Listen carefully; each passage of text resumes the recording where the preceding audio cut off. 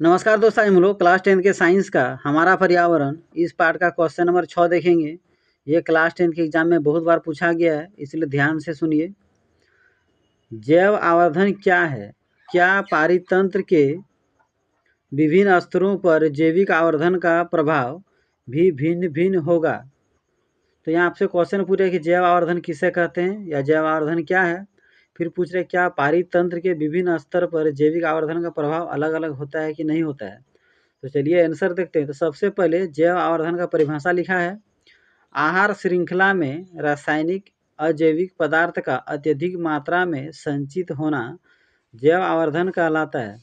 यहाँ बता रहा है कि आहार श्रृंखला में, भोजन श्रृंखला में रासायनिक पदार्थ बहुत अधिक मात्रा में संचित हो जाते हैं, जमा हो जाते हैं, तो उसे ही जैव आवर्धन कहते हैं।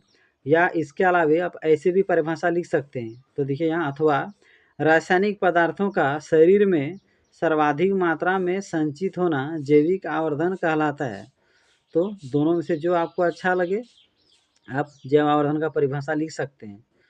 पारितंत्र के विभिन्न स्तरों पर जैविक आवर्धन का प्रभाव भी भिन्न भिन्न होगा। तो क्वेश्चन क्या पूछ रहा था कि क्या पारितंत्र के विभिन्न स्तरों पर जैविक आवर्धन का प्रभाव भिन्न भिन्न होगा। तो हाँ, परितंत्र के विभिन्न स्तरों पर जैविक आवर्धन का प्रभाव भी अलग अलग होगा। फसलों को रोगों और कीटाणुओं से बचाने के लिए हानिकारक रासायनिक पदार्थ दिए जाते हैं।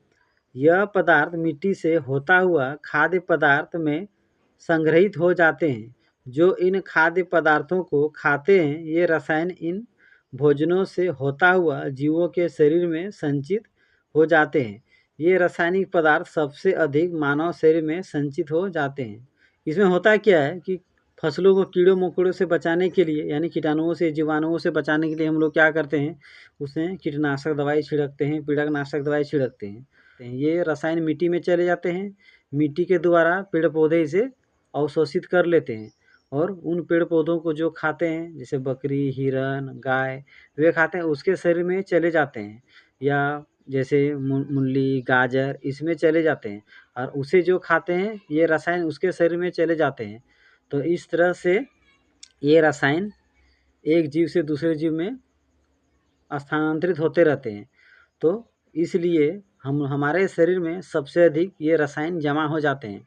तो हमारे शरीर में ये कैसे पहुंचते हैं, हम लोग क्या करते हैं, फसलों को कीटनाशक से बचाने के लिए कीटनाशक दवाई देते हैं। वे मिट्टी से होता हुआ फसलों में चले जाते हैं। उन्हीं फसलों को जब हम खाते हैं तो ये हमारे शरीर में धीरे धीरे संचित हो जाते हैं, बहुत अधिक मात्रा में जमा हो जाते हैं। इसे ही जैव आवर्धन कहते हैं। तो आप समझ गए जैव आवर्धन क्या है, यानी रासायनिक पदार्थ, हानिकारक पदार्थ हमारे शरीर में धीरे धीरे जमा हो जाते हैं, संचित हो जाते हैं।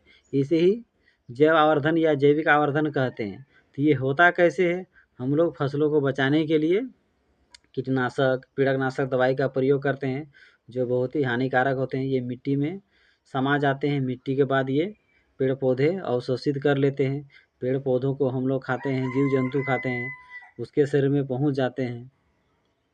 उस तरह से धीरे धीरे ये लास्ट में हमारे शरीर में पहुंच जाते हैं। तो इसे अच्छा से पढ़ लीजिए, ये VVI क्वेश्चन है। और अगर मेरा वीडियो आप लोग अच्छा लगता हो तो मेरे यूट्यूब चैनल को ज़रूर सब्सक्राइब कर लीजिए। मेरे यूट्यूब चैनल पर ज़रूर विजिट करके देखिए, उसमें क्लास 10 से संबंधित बहुत सारे क्वेश्चन बने हुए हैं, वे ज़रूर आपके लिए हेल्पफुल होंगे।